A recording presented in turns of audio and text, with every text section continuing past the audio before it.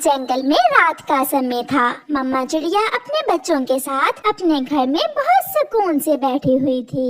मम्मा, मुझे रात के समय यूं आपके साथ लेटकर बातें करना बहुत अच्छा लगता है। मम्मा, जब आप छोटी थीं, तब आप भी अपनी मम्मा के साथ ऐसे ही लेटा करती थीं? मुझे अच्छे से याद है, मैं तो अपनी माँ के बिना खाना भी नहीं खाया करती थी। मेरी माँ मुझसे बहुत प्यार करती थी। और फिर एक रात जब तेज बारिश में मेरी माँ मुझे छोड़कर चली गई, मैं बहुत रोई, बहुत रोई। मम्मा, आपकी आंखों में आंसू हैं। जब भी हम कोई पुरानी बात करते हैं, आप रोने लग जाती हैं। बस बेटी, गुजरा समय याद आ जाता है। कुकू मेरे बच्चे, मेरे बाद अपनी बहन का ख्याल रखना, कोई दुख न देना मेरी बेटी को। मम्मा, ये आप कैसी बातें कर रही हैं? हम हमेशा ऐसे ही साथ रहेंगे। सुबह हो जाती है और मम्मा चिड़िया अपने बच्चों के लिए भोजन लेने चली जाती है। मिल गया मुझे, मेरे बच्चों के लिए मीठा फल मिल गया। मेरे बच्चे मीठा फल देखकर बहुत खुश होंगे। मम्मा चिड़िया मीठा फल अपनी चोंच में लेकर अभी उड़ ही थी कि पीछे से एक जालिम चील आकर मम्मा चिड़िया पर हमला कर देती है। लड़ाई शुरू होती है। झाड़ियों में बैठा कालू कौवा ये सब देख रहा था, मगर वो डर जाता है। वो कैसे उस बड़ी चील का मुकाबला कर सकता था। वो चील मम्मा चिड़िया को मारकर अपने पंजों में लेकर वहाँ से चली जाती है। बच्चों, मैंने अपनी आँखों से देखा है, आपकी माँ को चील खा गई है। ये सुनकर दोनों बच्चे रोने लग जाते हैं।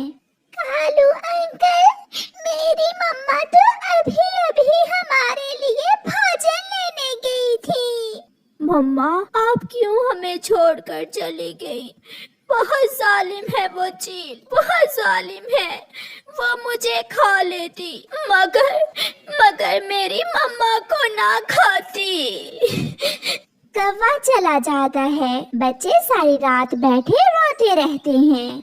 फिर दूसरे दिन कुकू अपनी बहन के लिए भोजन लेने जाता है। उस दिन के बाद कुकू अपनी बहन का ख्याल रखने लगा। कुकू अपनी बहन के लिए दाना लाता, अपनी बहन के लिए मीठा फल लाता।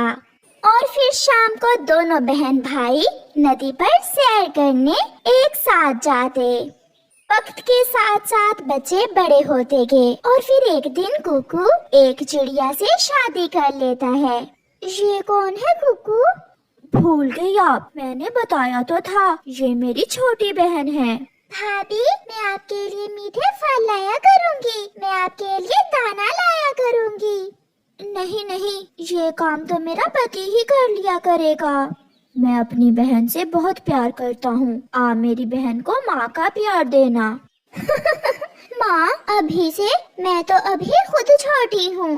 फिर दूसरे दिन कुकू जब घर से बाहर जाता है तो गोरी कौवी उसकी पत्नी के पास आती है। कहाँ है तुम्हारी नंद? वो तो अभी सोई हुई है। उसे शुरू से ही अपने जूते के नीचे रखना, वरना ये तुम्हारा कुछ नहीं बनने देगी। कुकू जो भी लाएगा इसी का होगा। मुझे माँ ने ये सब सिखा कर भेजा है। फिर तो तुम्हारी माँ भी मेरी तरह ही होगी। गोरी कौवी चली जाती है। अब उठ जाओ महारानी, 12 बजने को हैं। भाभी, खाना कहाँ है? कौन सा खाना? जल्दी से घर की सारी सफाई कर लो और फिर बर्तन धोकर खाना बना लेना। मैं थोड़ी देर गोरी कौवी के घर टीवी देखने जा रही हूँ। मगर भाभी, मुझे तो अभी ये सारे काम नहीं आते। माँ के बाद ये सब भाई ही करते थे। अगर करोगी तो सीख जाओगी। कुकू की पत्नी गोरी के घर टीवी देखने चली जाती है और गुड़िया काम शुरू करती है। वो घर की सफाई करती है, वो सब्जी बनाती है, बर्तन धोती है और फिर शाम को खाना बनाती है। अब चली जाओ, कुकू आने ही वाला होगा। उसके आने से पहले पहले जाकर काम संभाल लो। हाँ, जाकर देखती हूँ क्या कुछ किया है कुकू की लाडली बहन ने। ये गिलास कैसे टूटा? भाभी, मैं बर्तन धो रही थी, ये टूट गया। इस बात पर गुड़िया की भाभी उसे मारना शुरू कर देती है। कान खोल कर सुन लो, अब तुम बच्ची नहीं रही हो, तुम बड़ी हो गई हो। सारे काम अच्छे से सीख लो, और अगर अपने भाई को कुछ बताया तो जान से मार दूंगी मैं तुम्हें। गुड़िया, गुड़िया कहाँ हो? चलो चलो, वहाँ बैठ जाओ। गुड़िया को बिठाकर उसकी भाभी खुद काम करने लग जाती है। गुड़िया, मैं तुम्हारे लिए लड्डू लाया हूँ। लाए पति जी, ये मुझे दे दे, हम ये दोनों कल खाएंगी। गुड़िया ने अभी अभी मिठाई खाई है।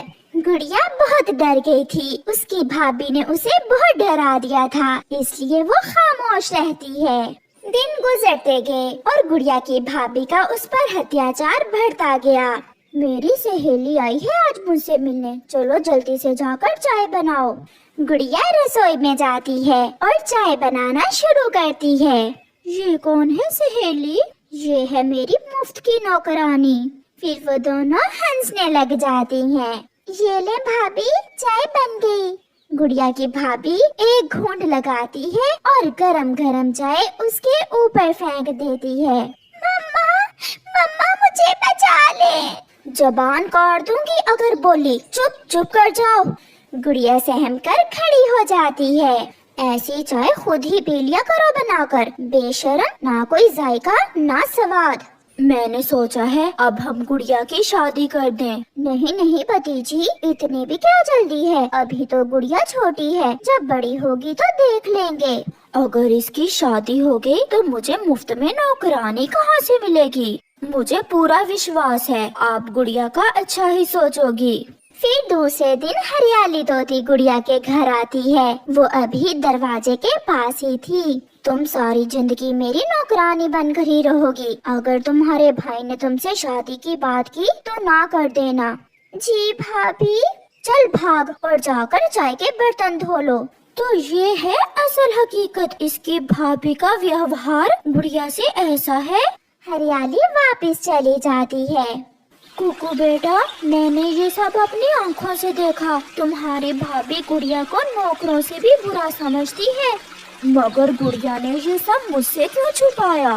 वो डरी हुई है, वो तुम्हें कुछ भी बताने से डरती है। फिर दूसरे दिन कुकू घर से जाने का बोलकर अपने घर के पास ही छुपकर बैठ जाता है। थोड़ी देर बाद गोरिका भी उनके घर आती है। गुड़िया जल्दी आओ, आकर मेरे पाँव दबाओ, बहुत दर्द हो रहा है मेरे पाँव में। मैंने तो साफ साफ बोल दिया है इसके भाई को कि अभी शादी नहीं करनी इसकी। मुफ्त की नौकरानी कौन हाथ से जाने देगा। फिर वो दोनों हंसने लग जाती हैं। कुकू भी ये सब सुन लेता है। अभी गुड़िया का भाई जिंदा है। मुझे नहीं मालूम था कि मैं एक पत्नी नहीं बल्कि एक डायन ब्याह कर लाया हूँ। फिर कुकू अपनी पत्नी को घर से निकाल देता है और अपनी बहन का खुद ख्याल रखता है और दोनों बहन भाई खुशी का जीवन गुजारते हैं। आज शाम को जो कमाई होगी मैं उसमें से गोरी के लिए मिठाई लेकर जाऊंगा। कौवा ऐसे सोच रहा था। वो जंगल में अपना ऑटो चलाया करता था। वो सुबह से बैठा हुआ था। अब जाकर कहीं चाचा छमछम कौवे के पास आता है। कालू कौवे, मुझे पूर्व वाले जंगल जाना है, कितने पैसे लोगे? बैठे बैठे चाचा जी, आपका अपना ही ऑटो है। चाचा छमछम ऑटो में बैठ जाता है। कौवा ऑटो चलाता है। चाचा जी, आज क्या काम बन गया आपको पूर्व वाले जंगल में? मैं अपनी बहन के पास जा रहा हूँ। बहुत दिन हो गए थे अपनी बहन को मिले हुए। आज मौसम अच्छा था, सोचा मैं अपनी बहन को मिलाता हूँ। आपने जब भी कहीं जाना हो मुझे कॉल कर लिया करें, मैं आपको घर से ही पिक कर लिया करूँगा। लो जी, आ गया पूर्व वाला जंगल। बस यही उतार दो मुझे। कितने पैसे हुए? 100 रुपए बन गया चाचा जी।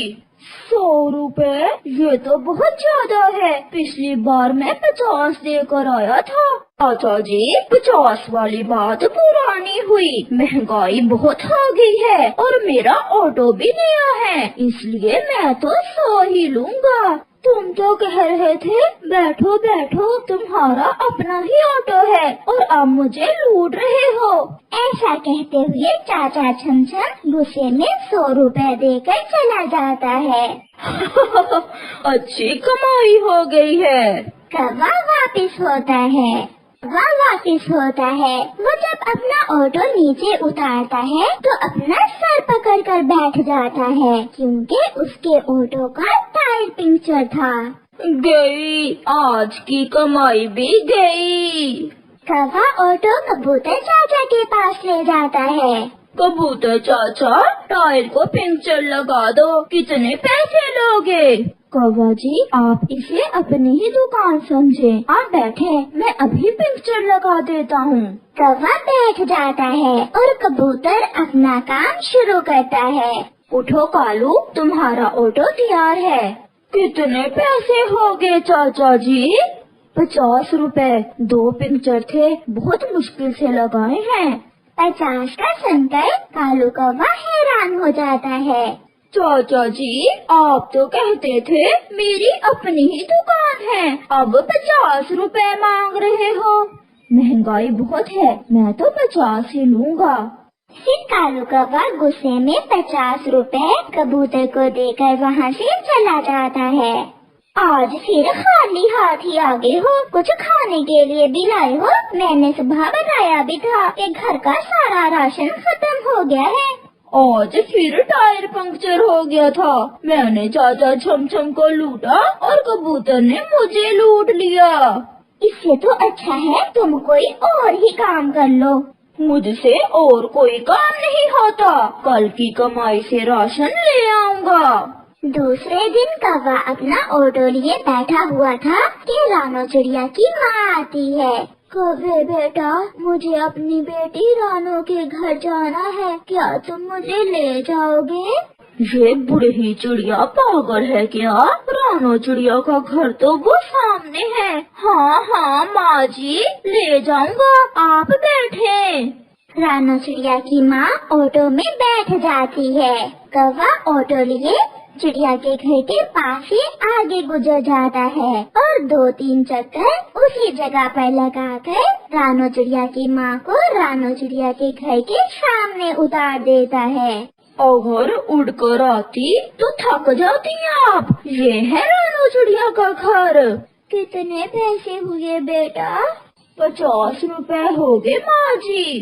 रानो चिड़िया की माँ 50 रुपए देकर उतर जाती है।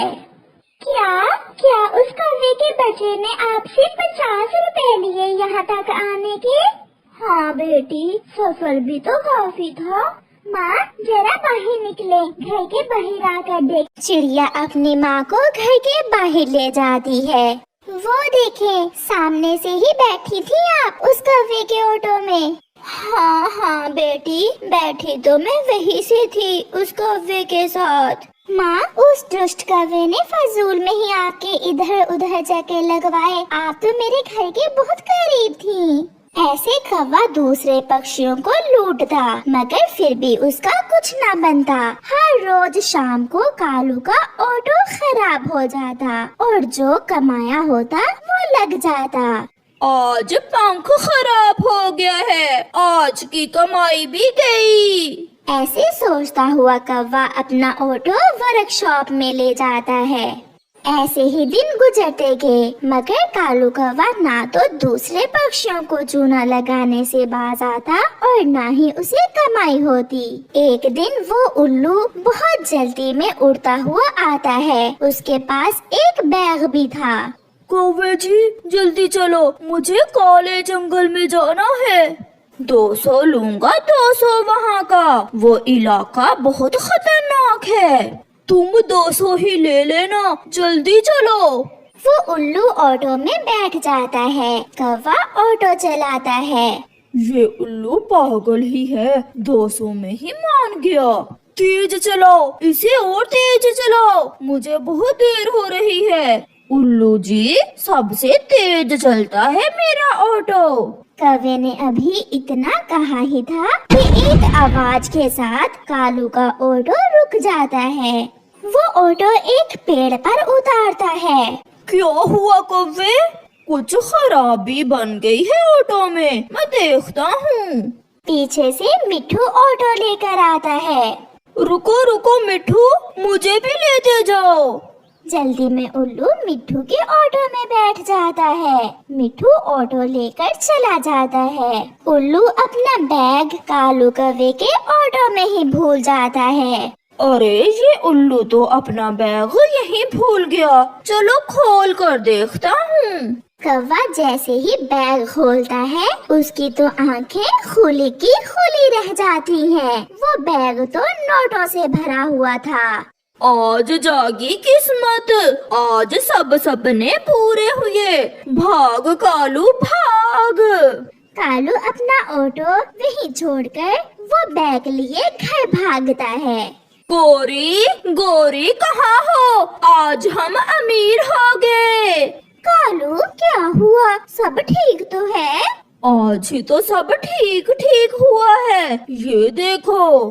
हाय, इतने पैसे ये किसके हैं?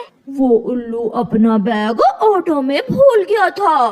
कालू जी, अब हम ये घर बेचकर यहाँ से चले जाएंगे और सागर वाले जंगल जाकर एक नया और सुंदर सा घर लेंगे। कालू जी, मुझे एक नौकरानी भी रख देना। नौकरानी भी, और मैं तुम्हें गहने भी लेकर दूंगा। वो ऐसे खुशियाँ मना रहे थे कि दस्तक होती है। गोरी दरवाजा खोलती है। सामने मिट्ठू के साथ वो उल्लू और पुलिस होती है। पुलिस जी, मुझे मत मारे। जो पैसे मैंने चोरी किए थे, मैं वो पैसे इस कौवे के ऑटो में भूल गया था। कौन से पैसे? ये उल्लू चोर है और लगता है तुम कौवे इससे भी बड़े चोर हो। ऐसा कहते हुए पुलिस वाला पक्षी गोरी के घर में जाता है और वो बैग उठा लेता है। वो सब वहाँ से चले जाते हैं। कालू, कोई ईमानदारी से काम कर लो, ऐसे शॉर्टकट लगाने से हम हमेशा भूखे ही मरेंगे। हाँ गोरी, मैं भी यही सोच रहा हूँ। अब ईमानदारी से ही काम करना होगा।